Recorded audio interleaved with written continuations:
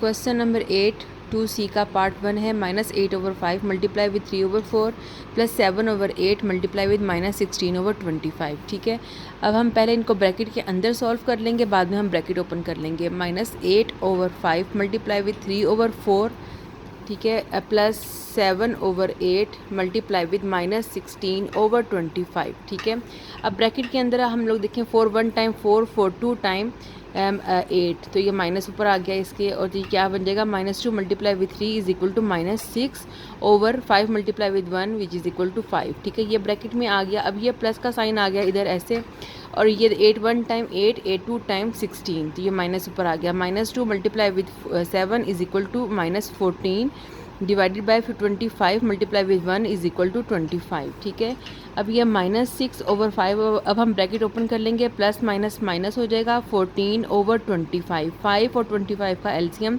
25 होता है। ठीक है, एक मैंने ये बताया था कि ये वाला जो सा पार्ट है ये आपने रफ वर्क में करना था, ये वाला कि -6/5 मल्टीप्लाई विद 25 -14/25 मल्टीप्लाई विद 25। ये हमने लास्ट क्वेश्चन में इस तरह से किया था कि ये हम लोग इसको रफ वर्क में कर रहे थे। लेकिन अगर आप लोग को डायरेक्ट नीट वर्क कॉपी के ऊपर कर रहे हैं तो फिर आप ये वाला स्टेप इस तरह से ना करें।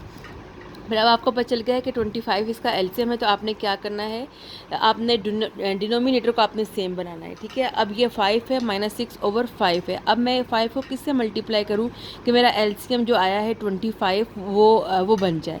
5 मल्टीप्लाई विद 5 हो जाएगा, और ऊपर भी मैं इसको 5 से मल्टीप्लाई कर लूँगी, तो ये डिनोमिनेटर मेरे सेम हो जाएंगे, क्योंकि मुझे 25 एलसीएम चाहिए। ठीक है, क्योंकि 25 एलसीएम आता है 5 और 25 का। अब ये माइनस का साइन बीच में आ गया।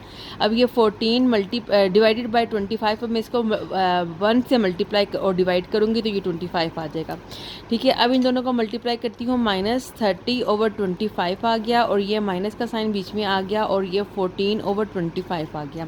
अब डिनोमिनेटर सेम हो गए हैं, तो ये अब हम इस तरह से 25 एक दफ़ा लिख लेंगे डिनोमिनेटर में, और ये -30 एंड -14 आ जाएगा which is equal to minus minus असल में ऐड हो रहे हैं और साइन लेकिन माइनस का ही आएगा, इज़ इक्वल टू 44 आ जाएगा ओवर 25 आ जाएगा। ठीक है, अब ये फर्दर किसी टेबल पे कट नहीं हो रहे, तो यही इसका आंसर है, नहीं तो फिर इसको डिवाइड करके 44 अंदर लिख लें और 25 को बाई लिखें। 25 1 टाइम इज़ 25, और यहाँ पर क्या हमारे पास बचेगा, 14 में से 5 गए तो 6 बच जाएगा, 6 एंड ये 1 16 बच जाएगा। ठीक है, तो ये हमारे पास क्या आ जाएगा, कोशेंट यहाँ पे होल नंबर साइड पर आ जाएगा, और रिमाइंडर ओवर डिवाइज़र आ जाएगा।